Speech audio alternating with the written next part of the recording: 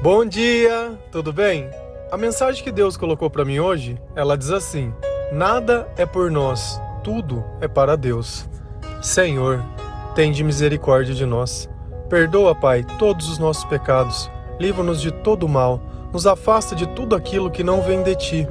Nós agradecemos, Senhor, por mais esse dia, pelo alimento, pelas vestes, pela palavra. Aceita, Senhor, essa nossa oração, esse nosso louvor, pois nós Te amamos, bendizemos, adoramos. Somente Tu é o nosso Deus e em Ti confiamos. A sua vida, ela só vai começar a fazer sentido quando você começar a viver a sua vida para Deus. Quando você notar que os teus sonhos e os teus planos, eles simplesmente começam nessa vida, mas eles precisam durar por toda a eternidade. Quando eu não acreditava no Senhor, certamente que eu achava que tudo que Ele pedia era proibições, que eu pegasse a minha vida e deixasse de fazer certas coisas, mas eu não via sentido nenhum nessas coisas. Sabe por quê? Porque eu não tinha sabedoria nenhuma. Isso que a gente define como inteligência não é nada inteligente. Quem escolheria viver triste? Quem escolheria viver roubando, fazendo mal, enganando? Isso não são escolhas. O mundo espiritual, ele existe e ele está à nossa volta.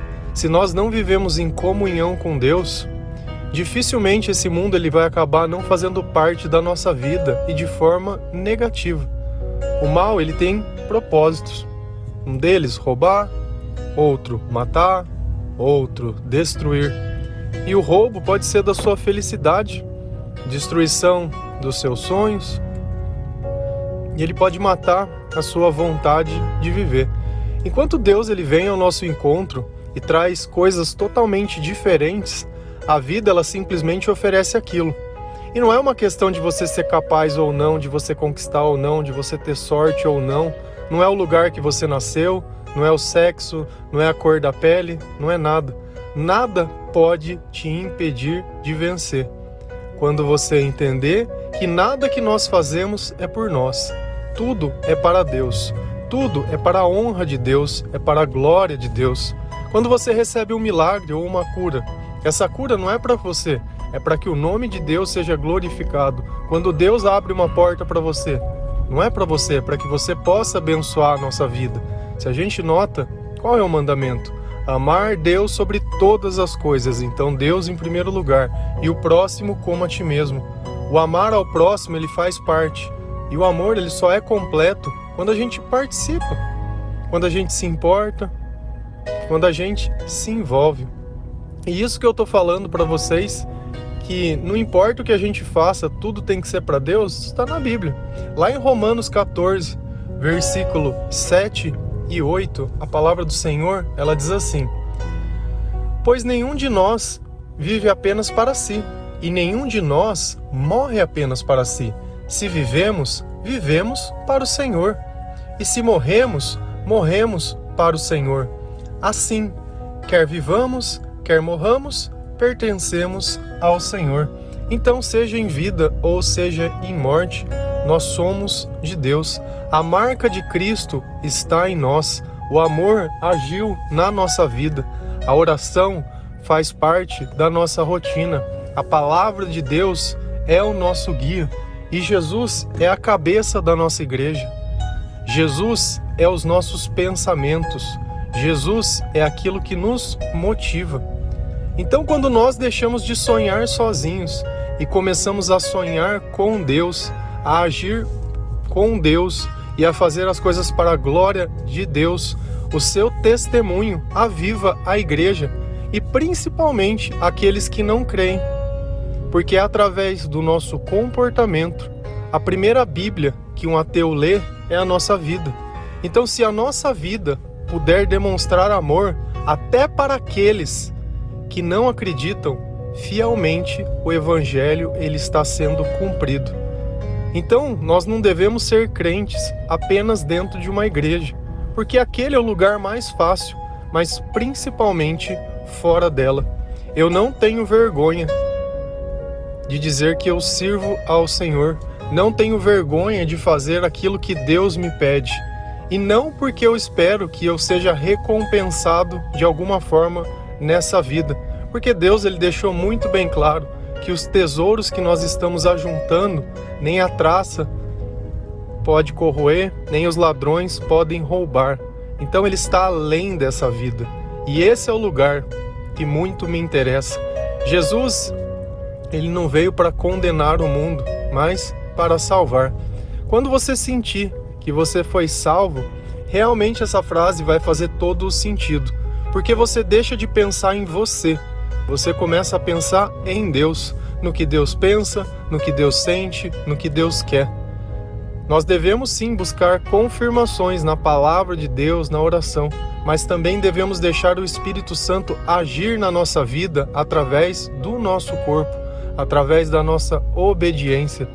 Eu leio a Bíblia muitas vezes e fico imaginando os profetas, porque você nota que na grande maioria eles eram pessoas simples, que tinham que entregar recados para pessoas muito poderosas. Quantas vezes não foram presos, açoitados, humilhados, mas o que eles poderiam fazer a não ser sentir aquele chamado dentro do coração e além? E aí eles perceberam realmente o que está escrito em Romanos, que sabiamente Paulo colocou em palavras, que quer dizer que nós vivamos ou morramos, tudo é por Deus. Então a nossa vida, ela dura o tempo que for necessário para que Deus possa fazer uma boa obra através de você. Essa ideia de que quem morre antes talvez cometeu algum pecado muito grave, ou quem morre velhinho já é muito abençoado, não quer dizer nada. Cristo morreu com 33 anos, assassinado da pior forma possível, mas nem a morte pôde apagar ou ofuscar os planos de Deus. Por quê? Porque ele voltou. Então, quando a gente acha que já é o fim, para Deus ele demonstra que é apenas o começo. Enquanto algo pode ser feito através de nós, Deus não precisa fazer nada. Mas a partir do momento que Deus pede algo que nós devemos fazer, mas nós não consigamos, aí sim, Ele abre as portas que forem necessárias, Ele coloca as pessoas que forem necessárias, Ele dá o conhecimento que for necessário. E não importa, você pode ser como aquele profeta, humilde. Você pode ser uma pessoa que talvez ninguém acredite. Talvez enquanto você conta os teus sonhos, as pessoas riem. Se a gente olha a história de José, quando ele contou o sonho dele para os irmãos e o pai, o que eles fizeram? Eles riram. Uma pessoa, quando ela está cheia do Espírito Santo, dentro de um lugar que está cheio do Espírito Santo, uma casa de oração, a mensagem que ela é passada, todas as pessoas elas compreendem. Quando a gente olha lá em Pentecoste, aquelas línguas de fogo descendo, ainda que as pessoas falassem todas línguas estranhas, de países diferentes, de lugares diferentes, todos estavam se entendendo. O amor ele é uma linguagem universal, porém, para que nós possamos o compreender, é necessário que o Espírito Santo ele esteja no meio de nós. E quando nós vivemos junto de Deus, nós começamos a dar valor nas pequenas coisas. Que seja um prato de comida que você pode comer. Uma coisa que eu sempre falo, o banho, uma roupa limpa, uma escova, um papel higiênico, um banheiro para que você possa utilizar, uma cama, um travesseiro, uma roupa para vestir, um tênis para calçar, uma meia. Coisas básicas, um copo de água. Se a gente vai lá em 1 Timóteo 6, versículo de 6 a 8, a palavra de Deus diz assim: de fato, a piedade com contentamento é grande fonte de lucro, pois nada trouxemos para este mundo e dele nada podemos levar. Por isso, tendo o que comer e com que vestir-nos, estejamos com isso satisfeitos. E às vezes a gente fica colocando defeito em tudo. Olha o que o Senhor diz. A piedade com contentamento é grande fonte de lucro. Claro que a misericórdia de Deus, a gente saber que nós temos um perdão, nós sabemos que nós temos a quem recorrer, esse é o bem mais precioso que nós podemos ter. Porque se nós vivemos afastado de Deus, como que nós podemos falar que nós temos vida? Se não podemos sentir felicidade, paz, amabilidade, autocontrole, paciência, delicadeza. os frutos do Espírito, se eu não posso sentir nada disso, então isso é uma grande fonte de lucro. E a verdade é uma só, que nada nós trouxemos e nada vamos levar. Nem os nossos sonhos, nem a nossa vaidade, nem as nossas conquistas, nem o dinheiro, nem as derrotas. Nada. Tudo isso vai ficar aqui. Então, a partir do instante que nada que é necessário me falte, por que não estar feliz? Às vezes você tem o que é necessário, mas está triste por aquilo que você acha que você precisaria. Quantas vezes você não quis algo? De repente, vamos citar um exemplo. Nossa, mas eu quero um celular novo, eu quero uma roupa, eu quero isso. E você fica naquela ansiedade, naquilo, de juntando dinheiro e não sei o quê. E toda aquela expectativa. E aí você consegue, compra o teu celular e pega aquele celular. Primeiro dia fantástico, segundo dia fantástico, terceiro, quarto, quinto. E aí vem o tempo. Com o tempo, vem o desinteresse. Ou vem algo melhor aparecendo. Sempre aparece algo melhor. E aí, um ano depois, aquele celular que foi tão suado, tão lutado para ser conquistado, teve tanta ansiedade, tanta emoção. Hoje você trata ele como essa porcaria, que isso daqui já tá ruim, nossa, eu não aguento mais isso, que ele tá parando, porque não sei o quê. Como a mesma coisa em dois tempos diferentes pode modificar? E aí a gente olha uma Bíblia, escrita há mais de 2000 anos, quantos e quantos incrédulos não tentaram dizer isso não é verdade, isso não aconteceu, isso é mentira, e ela se mantém firme, salvando dia após dia a vida de muitas e muitas pessoas. Quando a gente encontra Jesus nessa vida, a gente encontra um tesouro. E quando a gente encontra o tesouro, a gente começa a se satisfazer com as pequenas coisas. Seja com um copo de água, seja com um banheiro, um sabonete que você possa lavar a mão, uma toalha que você possa enxugar. A tudo isso nós devemos agradecer a Deus. E também as pessoas que ajudam a manter o funcionamento da casa. Às vezes a gente tem o costume de chegar e as coisas estavam tudo arrumadas, não se arrumaram sozinha. A bagunça que a gente faz, ela permanece.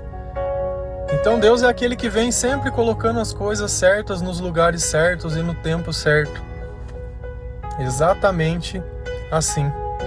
E aí vem a questão. A partir do momento que nada é por nós e tudo é para Deus, nós nos tornamos de Deus. E a partir desse instante, Deus também é por nós. Lá em Romanos 8, versículo 31, a palavra do Senhor diz assim: que diremos, pois, diante dessas coisas? Se Deus é por nós, quem será contra nós? E essa é a verdade que muitas vezes ninguém entende.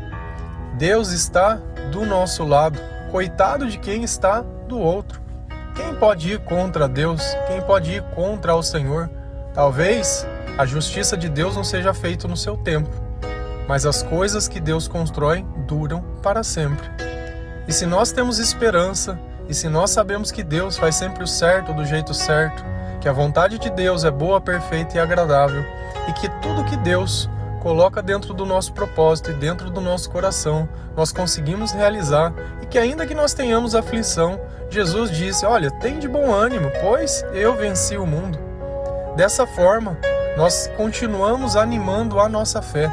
E ainda que pareça que quando eu falo que não é por mim, que eu abro mão do reconhecimento de outras pessoas para que Deus possa ser reconhecido no meu lugar, eu não estou fazendo isso por caridade ou por bondade. Eu estou sendo justo, porque se é Ele que me sustenta, se é Ele que me criou, se é Ele que me fez.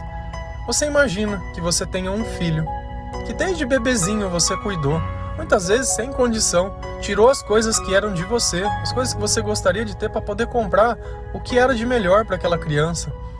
Cuidou, educou e fez tudo o que era necessário, não faltou nada. Talvez diante das outras crianças poderia não ter os brinquedos da época, mas uma coisa eu tenho certeza: o amor nunca faltou. E é nesse participar e é nessa vida que esse filho cresce e muitas vezes não consegue reconhecer o valor do pai e da mãe. Você sabe por quê? Porque ele não viu tudo o que foi feito, ele não tinha consciência. Só que a partir do momento que um filho se torna pai, eu acredito que ele consegue valorizar muito mais o pai e a mãe, porque ele vê a dificuldade Então, a partir do momento que nós não conseguimos entender o papel de Deus na nossa vida, fica difícil a gente valorizar. Mas a partir do momento que a nossa vida, ela passa a ser a vida de Deus, aí nós conseguimos entender o valor de cada coisa. E como essa passagem de Timóteo faz sentido. Talvez muitos não consigam viver. Concordo, sabe por quê? Porque as coisas de Deus só podem ser vividas na presença de Deus. Até a forma que Deus conversa conosco na Bíblia, através de parábolas, que Ele sempre compara uma coisa com a outra. Quem não entende, quando Deus diz árvore ou semente, ele vê árvore ou semente. Mas Deus está fazendo uma analogia a outras coisas, a um conhecimento muito mais profundo. Muito mais profundo. Se Deus é por nós, quem será contra? E às vezes você está aí aflito, desesperado, com falta de esperança. Eu entendo. Mas nós vamos ter que passar pelo que tiver que ser passado. Quando a gente vai lá no Salmo e ele diz, olha, caiam 10.000 à sua esquerda, 1.000 à sua direita, o que acontece? Tu não serás atingido. Vai ter batalha, por isso ele disse, seja forte e corajoso. Vai ter aflição, vai ter tribulação, mas vai ter vitória, vai ter o Espírito. Nós vamos ter tudo que é necessário, isso Deus deixou muito bem claro, nunca viu o justo mendigar o pão. Só que nós devemos fazer a nossa parte para que Deus possa fazer a dele. Então a obra começa na nossa vida quando nós entregamos a nossa vida a Jesus. E o que é entregar a vida para Jesus? Onde que eu mando ela? Entregar a vida de Jesus é quando você para de questionar a vontade de Deus, as escolhas de Deus, para de perguntar se você quer ou não quer, você simplesmente obedece. Obedecer é fazer, obedecer é mãos à obra. A Bíblia tem isso escrito, mãos à obra, já deu tempo, vamos reconstruir essa Israel, essas muralhas, esse templo, vamos trazer de volta a glória. Amém? Que Deus abençoe a vida de cada um de vocês, que essa mensagem possa tocar o seu coração, que você possa entender que tudo que você faz é para Deus. Então para de querer agradar os outros e começa a agradar a Deus. Para de ficar imaginando o que os outros vão pensar e começa a pensar no que Deus vai pensar. Porque pode ter uma certeza, todos aqueles que estão com o Senhor vão entender exatamente o que você disse. Aquele que não estão, por mais que você se dedique ou se esforce, não adianta. Só existe transformação e conversão na presença do Espírito Santo, assim como o milagre, a cura, só podem existir na presença de Jesus Cristo. Deus abençoe cada um de vocês. Feliz é a nação cujo Deus é o Senhor.